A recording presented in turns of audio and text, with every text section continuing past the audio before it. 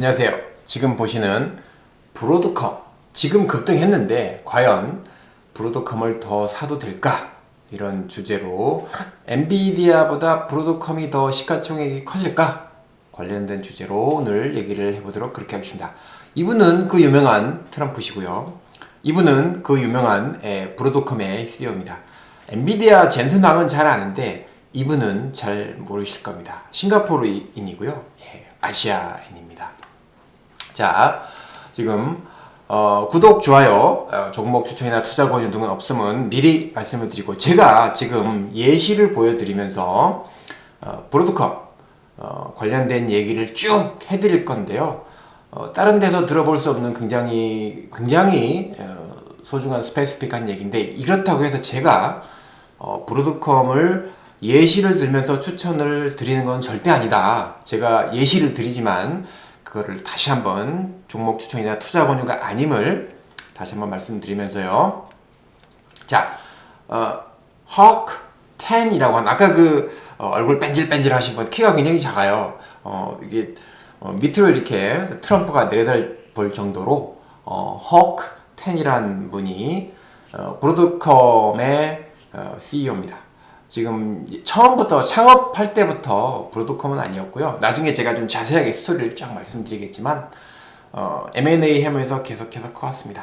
IT 회사에서. 근데 지금은 엔비디아의 GPU만 너무 잘 알죠. GPU A100, H100 하면서 너무 앞으로 나올 그 GPU 네이밍까지 너무 잘 알고 있는데, 사실은 브로드컴의 TPU는 잘 모르거든요. 이 뭐야? TPU가 뭡니까? 갑자기 왜 나와요? 이 얘기가 지금 브로드컴이 주가가 급등하기 때문에 최근에 다시 스포트라이트를 받고 있어서 브로드컴 얘기를 자세히 좀 해보도록 그렇게 하겠습니다. 아마 기억이 좋으신 분들은 퀄컴까지도, 지금 퀄컴하고 합병하지는 못했어요. 퀄컴이 브로드컴이 인수하려고 하는 가격이 너무 작다라고 리젝트를 했거든요. 헉10이라는 분의 성장 스토리입니다. 헉10의 장점은 자기보다 더 큰 회사, 자기보다 더 많은 매출과 영업이익을 내는 회사를 과감하게 현금 인수 제안을 해서 회사를 키워온 M&A의 귀재입니다. 자, 그러면 TPU는 엔비디아의 GPU가 사용되는 것만큼 커집니다. 엔비디아는 TPU를 키우고 있습니다.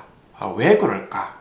자, 엔비디아와 AI 전쟁에서 최후의 승리는 누가 될지를 제가 브로드컴의 성장 스토리를 쫙 말씀을 드리면서, 나중에 제가 이제 우리 글로벌 주식 TV, 저희가 이제 동영상도 있지만 여기 게시물에 보시면 제가 아침부터 필요한 이제 여러 가지 제가 뭘 올릴 겁니다. 그리고 제가 중요한 경제 지표, 이게 투자의 내공이라고 하는 게요. 갑자기 하루아침에 떨어지는 게 아니기 때문에 꾸준하게 커머디티, 그리고 주변에 어떤 업종, 어떤 종목이 오르는지를 꾸준하게 살펴보면서 우리가 하락장에 어떻게 대비해야 될지, 지금 어떤 종목을 가져가야 될지 꾸준하게 준비하는 정보를 올리고 있으니까요. 우리 글로벌 주식 TV 가셔가지고 언제든지 게시판에 하루에 한 번씩 제가 온라인 올리고 있지만 게시판을 잘 보시기 바랍니다. 자, 지금 보시는 게요.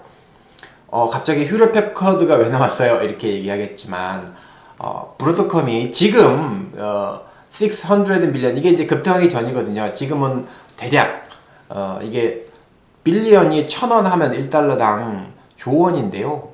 1400원 하면 지금 거의 1000조가 넘겠죠. 그죠? 그래서 AI 칩의 세컨 자이언트가 소프트웨어가 아니고요.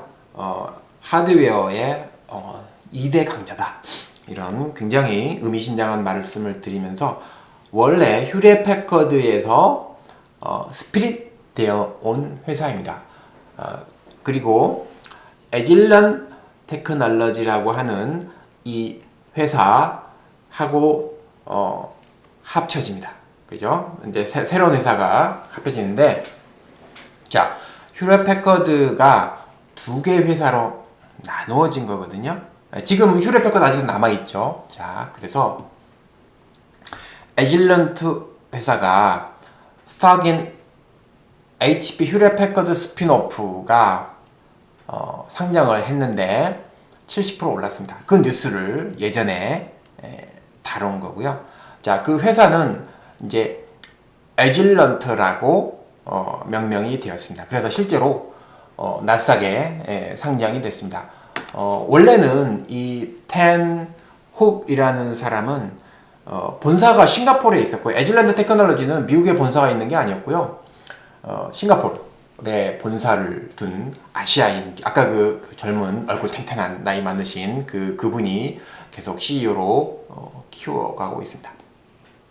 이 컴퍼니가 2000년도에 IT 버블 때 매출이 절반으로 빠지면서 에질렌트 테크놀로지가, 이게 에질렌트 테크놀로지는 브로드컴의 전신입니다. 최초의 휴렛패커드와 분사를 하고 나서 상장할 때 이름을 쓴 이름입니다. 지금은 없어졌죠. 브로드컴에 합병됐기 때문에.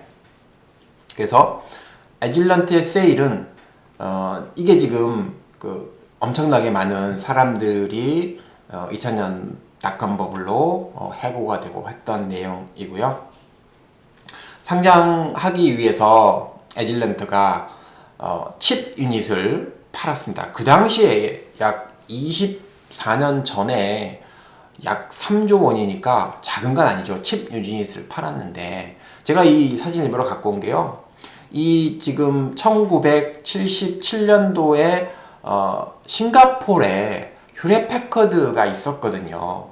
그래서 여기에 테마섹, 지금 우리나라 셀트리온에 투자했던 테마섹하고 Government of Singapore, 지금 GIC 투자청이 싱가포르에도 투자를 했었거든요. 그래서 그 분사한 에질런트라고 하는 이 칩을 만들었던 게 결국은 싱가포르인이기도 한 행크, 텐, 그리고 싱가포르 정부도 자금을 투자했었기 때문에 이게 결코 하늘에서 갑자기 떨어진 건 아니다. 이거는 지금 세미컨덕터 디비전의 휴렛패커드의 그 디비전 칩을 얘기를 해주고 있는 거고요. 이게 처음에는 TSMC에 외주를 주는 엔비디아처럼 공장이 없는 Fabless Semiconductor였어요. 이게 어바고라고 발음을 하는데요.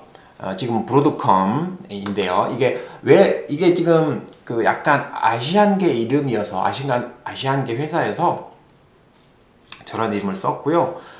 이 회사가 히트를 친 최초의 상품은 뭐냐 하면, 원래는 실리콘 타이머라고 하는 게 기존의 거를, 자, 실리콘 타이머라는 게 예전에 구형 모델이었던 거를 바꿨습니다. 이제 모든 그 칩에는 타이머가 필요한데요. 크리스탈로 되어 있었던 거거든요. 옛날에 이렇게 되어 있었습니다. 옛날에 크리스탈로. 4시 되면 이게 빠르랑 울려요. 이렇게 이렇게 하는 것처럼 타이밍 칩이 있어야 되는데, 이거를 크리스탈이었는데 쿼터즈 크리스탈을 실리콘 타이머로 바꿉니다. 그게 바로 이 아바고라는 지금의 브로드컴의 전신 회사입니다. 자, 이제 앞으로는 CEO를 제가 헉이라고 하겠습니다. 헉텐. 자, 헉텐이 1994년대 ICS라고 하는 이제 Integrated Circuit System이라고 하는 ICS의 CFO로 됐다가 나중에는 COO로 되고, 나중에는 매니지먼트 바이아웃이라는 걸 합니다. 이게 뭐냐면 경영진이 대주주한테 나한테 경영진한테 파세요라고 해버립니다. 그리고 나서 그거를 다시 제3자한테 이 회사를 팝니다. 이게 이제 레버리지 바이아웃인데요. 인테그레이티드 서큐 시스템의 매니지먼트였던 텐이 회사를 대주주로부터 사서 다른 회사에 팝니다. 그리고 IDT라고 하는 회사와 합병을 합니다. 지금 또는 이 헉텐이라는 분의 M&A 스토리가 나오는 건데요. 돈이 없는 경영진이었지만 매니지먼트 바이아웃을 하고 그 회사를 IDT라는 회사와 합병까지 시킵니다. 결국은 두 회사가 합쳐졌죠. 그리고 나서 그분이 뭐라고 얘기하느냐 하면, 자, 회사는 성장했을 때와는 다르게 세미 반도체 입장에서 이제는 다르게 운영이 돼야 됩니다. 그 핵심으로 프랜차이즈라는 용어를 쓰기 시작합니다. 지금 제가 이제 일부러 이분이 올려놓은, 유튜브에 올려놓은 화면에 캡처를 해놓은 건데요.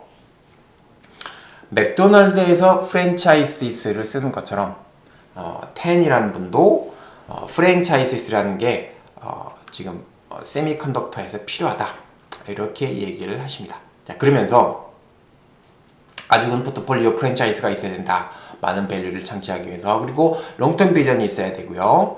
우리는 이거를 2등, 3등과 차별화시키기 위해서 우리는 엄청난 투자를 해야 된다. 우리나라의 예전에 삼성, 지금은 뭐 삼성전자가 굉장히 흔들리고 있지만 삼성전자의 초격차 전략과 비슷한 얘기를 합니다. 그게 사실은 그래서 2등, 3등을 완전히 따돌리기 위한, 혹은 4, 5, 6등을 시장에서 퇴출시키기 위한 초격차 전략이 사실은 이 텐 훅이라는 분이 먼저 언급을 했었고요. 삼성전자가 처음 언급한 건 아니다. 네, 이렇게 얘기를 하고 있고요.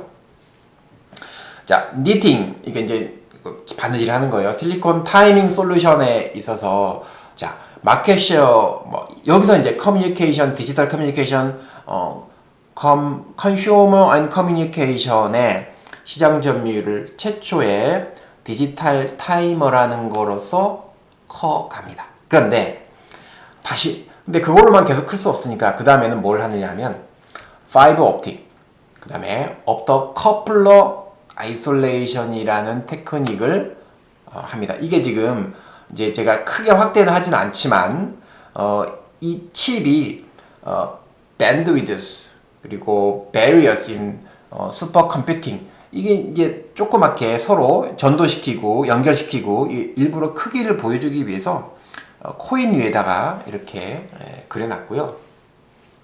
최초의 이런 그 밴드위드스와 커뮤니케이션 관련된 저런 아주 기초적인 칩, 와이어드 와이어리스, 선 있는 거, 선 없는 거 커뮤니케이션으로 약 한 30-40% 데이터 프로세싱, 오토모티브 매출이 2005년도에 있었습니다.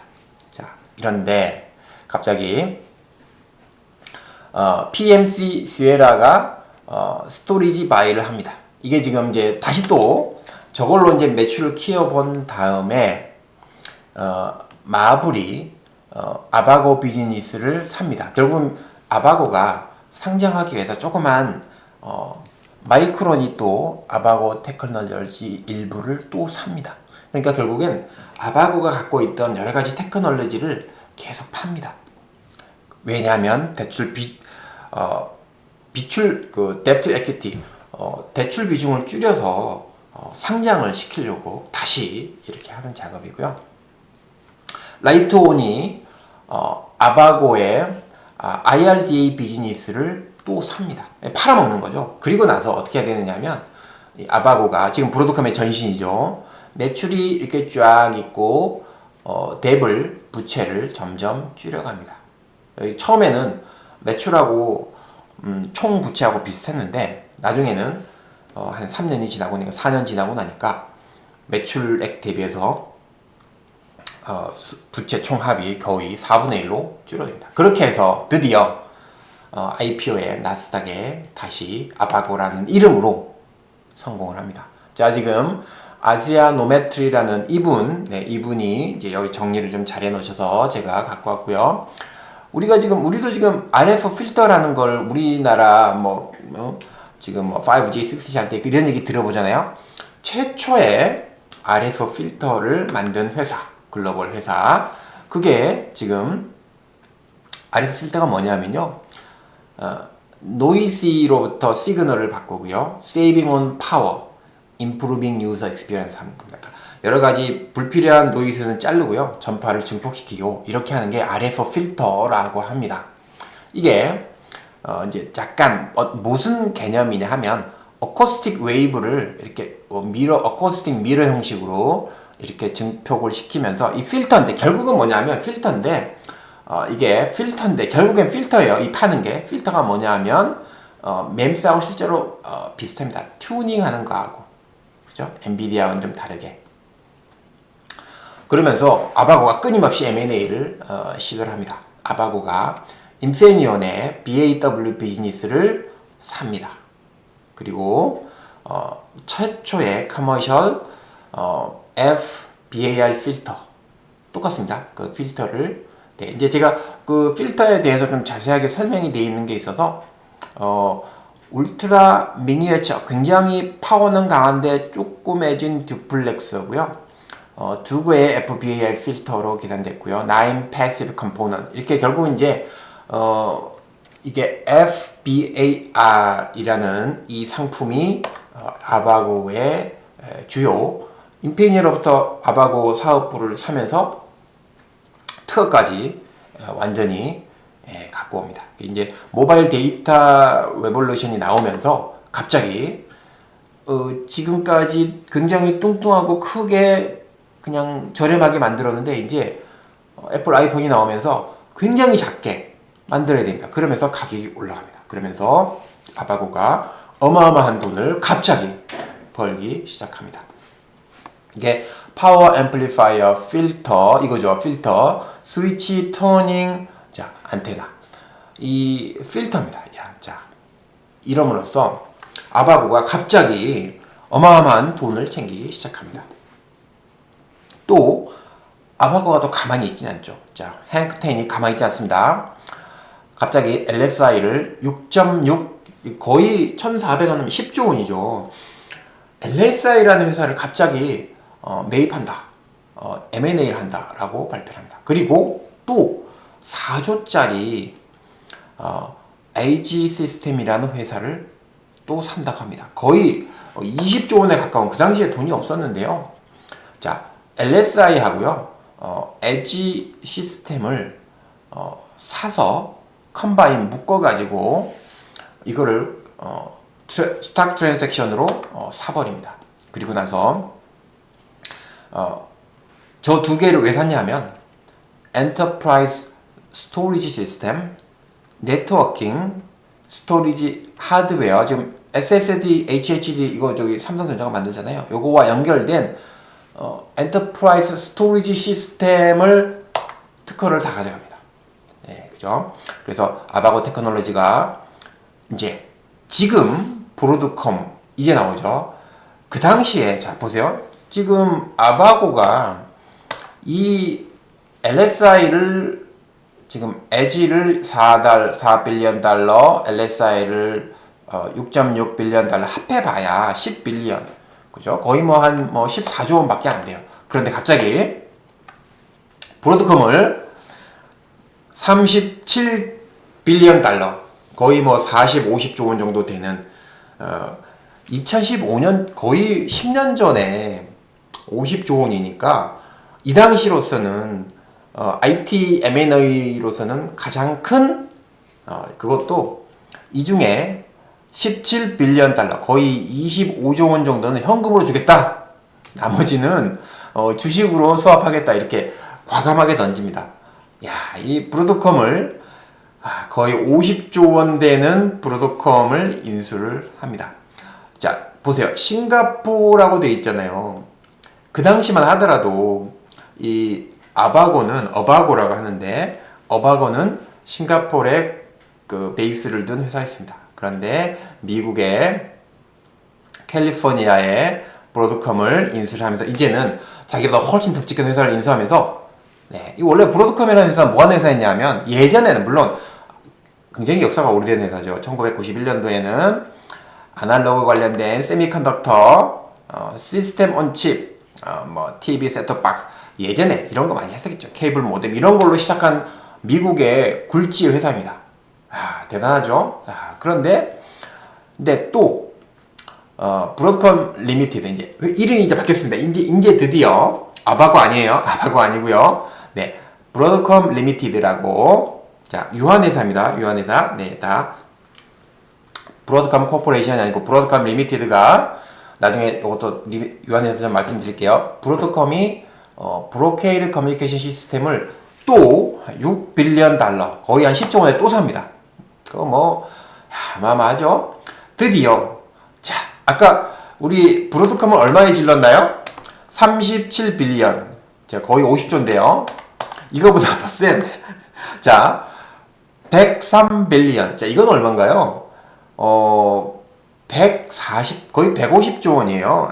이게 참, 브로드컴 50조 사고 나서, 이제, 그거 부족해요. 150조 원짜리 퀄컴 너 이리 와. 퀄컴 살게요. 이렇게 합니다. 네. 지금, 정말 너무너무 대단한 분이죠. 자, 텐이라는 분, CEO. 젠슨왕 저리 가라 생각합니다. 저는 그 100번은 브로드컴이 드디어 퀄컴까지 산다고 질렀습니다. 하지만 이것도 이제 현금을 얼마 주느냐면 현금을 100조 주겠다 이렇게 합니다. 60빌리언 달러니까요. 이게 참 너무 어마어마한 이분입니다. 제가 이제 커버 사진에 올려놓은 그분인데요. 1기 트럼프 대통령 때 이게 왜 이제 기각이 안 됐냐 하면 이게 이제 뭐 미국 그런 거 많이 방어하기 위해서 퀄컴에서 외국계 보안 그리고 미국과의 화웨이와의 경쟁 이런 걸 예를 들면서 CFIUS라는 주리스딕션이라는 예를 들면서 이 법안을 들어서 거부를 시킵니다. 네, 자 하지만 그 이후에 브로드컴은 퀄컴에 실패했다고 해서 결코 좌절하지 않았습니다. CA 테크놀로지 그 다음에 뭐 스메텍 엔터프라이즈 시큐리티 비즈니스 그 다음에 아코지션 오브 VMware까지 네. PDF 아시죠? PDF 버전의 VMware까지 자 지금 이 회사 VMware까지 네 다 삽니다. 자 지금 이제 본론으로 돌아와서 왜 TPU가 이게 이제 우리는 엔비디아의 GPU만 알잖아요. TPU인 잘 모르잖아요. 자, 이 TPU가 Tensor Processing Unit이라고 합니다. TPU라고 하고요. 이게 옛날에는 많이 필요하지 않았어요. 근데 2016년도에 갑자기 엔비디아의 젠슨왕이 GPU 데이터 센터에 바람을 불면서 GPU가 어마어마하게 필요할수록 TPU가 필요한 그런 아이러니를 만들었습니다. 그래서 브로드컴의 프로젝션이 지금 오프로드, 라우팅 스위치 자 라우팅 나오죠. 라우팅 스위치하고 오프로드하고 이 매출이 엔비디아의 GPU가 데이터 센터 챗 GPT가 나오면서 자연스럽게 자 보시죠. 이게 지금 서로 뒤쪽을 연결하는 거잖아요. 라우팅. 자 마이크로소프트, 오라클 얘네들이 더 많은 TPU를 사기 시작합니다. 이게 갑자기 브로드컴이 사가라고 한 거 아니고요. 브로드컴 보고 달라고 한 겁니다. 2024년도에 8.5빌리언 달러입니다. 대략 13조 원이에요. 근데 이게 지금 이번에 컨퍼런스에서 뭐라고 했습니까? 이게 3년 후에 5배 늘어날 거다. 5배에서 9배 늘어날 거다. 이렇게 때려버렸습니다. 그랬더니 브로드컴이 난리가 났죠. 자, CEO가 이거 프로젝션 한 거기 때문에 애널리스트가 한 거 아니고요. 네. 어마어마한, 네. 자, 그런데, 자, 엔비디아가 가만 놔두겠습니까? 젠슨왕이 보니까, 우리가 열심히 돈 벌어가지고, GPU 시장 키워놨더니, 브로드컴이 다 키워내? 자, 그래서 엔비디아 젠슨왕이 커스텀 칩 opportunity with new unit으로 지금 거의 50조 원이거든요. 자, 이 커스텀 칩입니다. 이 엔비디아는 커스텀 칩이 아니고요. 제너럴라이즈드 칩입니다. 엔비디아의 GPU는 사가서 아무 데나 꽂아서 그죠? 구글도 사가고 그죠? 테슬라도 사가고 아마존도 사가고 그거를 그 다음에 라우터와 TPU로 연결시키는 데는 커스터마이드 칩이 필요하거든요. 근데 그거를 젠슨왕이 40조 들여서 50조 들여서 가만 놔두지 않겠다 라고 이렇게 얘기를 하고 있습니다. 결국엔 브로드컴 구글이 TPU를 엄청나게 사서 브로드컴을 부자로 만들어줬는데 VM웨어 인테그레이션 포함해서 과연 엔비디아가 브로드컴을 놔둘까? 브로드컴은 엔비디아에게 사자고 M&A 배팅을 던지지 않을까? 자, 누가 될지 저도 궁금합니다. 나중에 좋은 뉴스가 브로드컴으로부터 저는 핵 10이 나오지 않을까 생각합니다. 제가 지금 우리 글로벌 주식 TV에 화두를 던져놓은 게 있습니다. 그게 뭐냐면 올라가는 주식 사야 될까요? 내려가는 주식 사야 될까요? 싸다고 무조건 사야 될까요? 아니면 우리가 올라가는 걸 쫓아가야 될까요? 이 주제를 던지고 답도 올려놨습니다. 이게 지금 보이시는 게요. 제가 그 글로벌 주식 TV에 올려놓은 게시판에 있는 건데요. 오늘 올린 건데요. S&P 500 그로스 인덱스거든요. S&P 500 대형주, S&P 500개 중에서 성장주 그리고 가치주 두 개로 나눕니다. 500개를 그로스 밸류, 그로스 스탁, 밸류 스탁. 그래서 지수를 만들었는데요. 올해 1월 1일부터 지금까지 보면 물론 자 30% 정도 차이가 납니다. 두 개를 동시에 출발했다고 했을 때. 그죠? 네. 그래서 이게 지금 무슨 말씀을 드리려고 이렇게 하느냐 하면 저평가되어 있다. PBR이 싸다. 라고 해서 무조건 저평가되었으니까 이 종목 나는 10년 100년 가져갈래요 라고 사면 안 된다 라고 말씀드리는 거예요. 자, 그래서 제가 종목을 지금 아침에 신규로 편입하기 전에 이제 캡처한 거거든요. 테슬라하고 아이온큐를 구글 편입했고요. 또 하나 아바고. 예. 이게 예전에 브로드컴을 인수하기 이전의 회사인데 그게 아바고였잖아요. 똑같이. 그래서 브로드컴과 전혀 다른 회사에 지금 티커를 쓰고 있습니다. 예. 브로드컴 두 개를 브로드컴 급등했는데 왜 샀느냐, 구글 급등했는데 왜 샀느냐라고 말씀을 하실 것 같아서 제가 미리 그 답을 드렸습니다. 지금 밸류 스탁하고 그로스 스탁하고 밸류 스탁을 싸다고 무조건 사면 안 된다. 올라가는 거 잡아야 된다. 올라가는 것도 이유 없이 급등하는 게 아니고요. 이유가 있이 초반에 잡으셔야 된다라는 걸 일부러 보여드리기 위해서 제가 하는 거고요. 자, 제가 종목을 191하고 퍼스트 솔라를 사고 있는데 테슬라와 아이온큐가 굉장히 많이 올라. 이걸 제가 사고 팔고 하면서 계속 차익 실현하고 또 사고 팔고 있거든요. 제일 따라가신 분들 아시겠지만 제가 주식을 테슬라를 급등했지만 계속 쫓아가서 삽니다.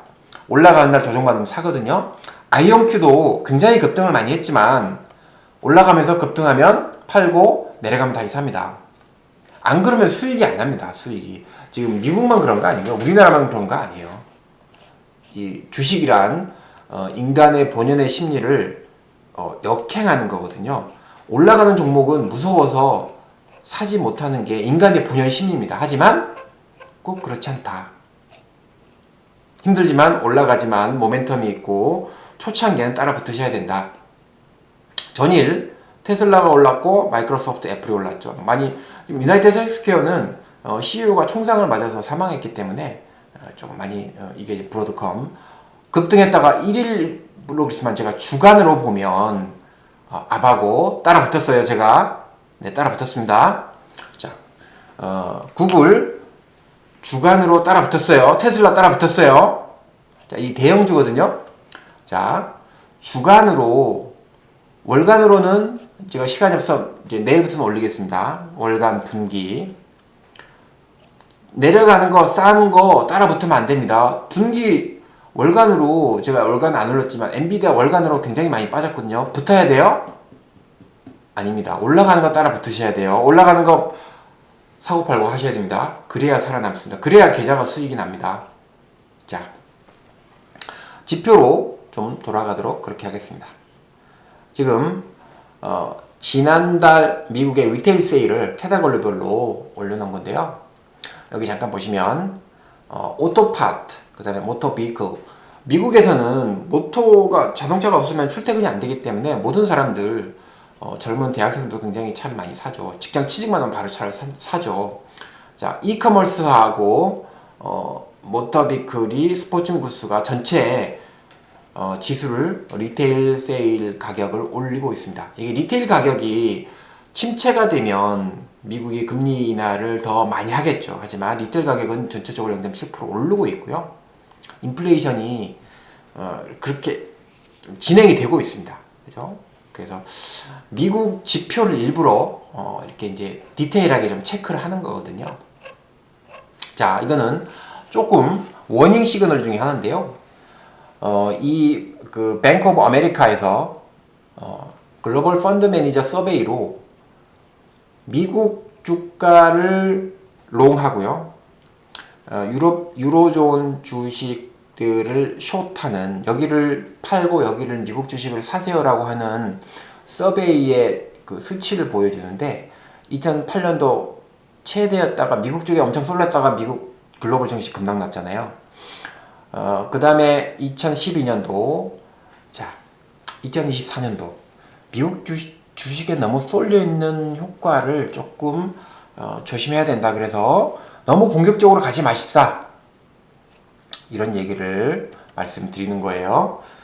지금 우리나라 원달러도 굉장히 글로벌 지수에 큰 영향을 미치기 때문에 제가 셀사이드 펌, 자, 이게 지금 소시에테 제너럴, 모간 스탠리, 뱅크 오브 아메리카, JP 모간, 자, 이런 회사들이 달러 대비해서 유로나 저펜엔이나 그레이트 브리튼, 파운드가 영국 얼마나 절하될까라고 예측을 한 건데요. 퍼센트별로 보니까 지금 다들 4%, 5%, 6% 사이는 미국 달러가 금리를 내리면 원래 약해져야 되는데 주요 IB들은 그렇지 않다. 오히려 1년 후에 미국 달러가 4%, 5%, 6%씩 유로화 그리고 저펜 대비해서 강세가 될 거다. 그럼 어떻게 되겠습니까? 우리나라 원화에도 미국 달러가 강세를 보일 거라고 생각하는 게 맞다고 생각이 듭니다. 오늘 제가 종가로 갖고 있는 거를 비중이 좀 작아서 덜어내진 않았지만, 어제 퀀텀 컴퓨팅, 나사 우주센터에 있는 컴퓨터를, 퀀텀 컴퓨팅이라는 회사가 있습니다. 물론 아이온큐보다는 굉장히 인프라나 갖고 있는 현금이나 인력이 비교할 수 없이 허접한 회사이지만, 이런 뉴스 하나로도 퀀텀 컴퓨팅, 양자 컴퓨팅 회사들이 전부 급등을 했습니다. 자, 그래서 우주센터, 나사의 우주센터 컴퓨터를 써서 이미지 구현을 할 수 있다. 퀀텀 컴퓨팅이라는 회사가 있어서 이 뉴스도 지금 인베스토피에 올린 거 한번 보시고요. 자, 지금 마지막으로 제가 1천조 AI 칩 자이언트 엔비디아가 아닌 브로드컴, 이분이 올려놓은 거를 자세하게 올려놓은 게 있습니다. 자, 그래서 제가 포트폴리오를 예시를 드는데요. 이거는 다시 한번 말씀드리지만 절대로 제가 종목을 추천드리는 건 아닙니다. 구글이나 브로드컴을 처음으로 신규로 편입을 했습니다. 그래서 전일 종가로 편입하기 때문에 내일 또 오늘 저녁 우리나라 시간으로 10시 반, 미국 시간으로는 이제 미국이 18일 되는 거죠. 우리가 빠르잖아요. 그래서 오늘 저녁에 다시 움직이겠죠. 오늘 구글 편입 5% 비중 했고요. 신규로 두 번째 브로드컴, 아까 제가 AVGO가 왜 AVGO라고 그랬어요? 네. 원래는 AVGO 아바고였는데 브로드컴을 인수했다고 했잖아요. 퀄컴까지 인수할 뻔했습니다. 네. 자, 브로드컴이 이제 이게 변동성이 더 크기 때문에 구글은 5% 비중 편입했고요. 브로드컴은 3% 비중으로 편입을 했습니다. 전일 테슬라와 아이온큐가 급등을 했지만 갖고 있는 비중이 얼마 되지 않아서 비중을 축소하거나 팔지는 않았습니다. 자, 그래서 제가 갖고 있는 예시로 보여드리는 포트폴리오를 보시면 미국 채권 ETF 50%, 제가 아까 뭐라고 말씀드렸어요? 미국이 계속해서 달려왔기 때문에 지금 풀로 주식을 100% 채우기에는 부담된다라고 말씀드렸어요. 그래서 미국 국채 ETF, 미국 국채 ETF 40%, 미국 장기 회사채 ETF 10%, 총 미국 국채로 50% 정도로 일부러 좀 해지를 좀 하고 있고요. 나머지 주식은 50%까지 오늘 채웠는데요. 버스솔라 25%, 일라일리 10%, 이제 테슬라 4%, 아이온큐 3% 이렇게 기존에 갖고 있던 거고요. 신규로 구글하고 브로드컴을 각각 구글 5%, 네, 브로드컴 3% 이렇게 채웠습니다. 자, 그래서 전체 투자 비중은 100%지만 채권과 주식으로 50대 50으로 이렇게 채우고 있다. 이렇게 말씀드리면서 오늘도 행복한 하루 되시기 바랍니다. 감사합니다.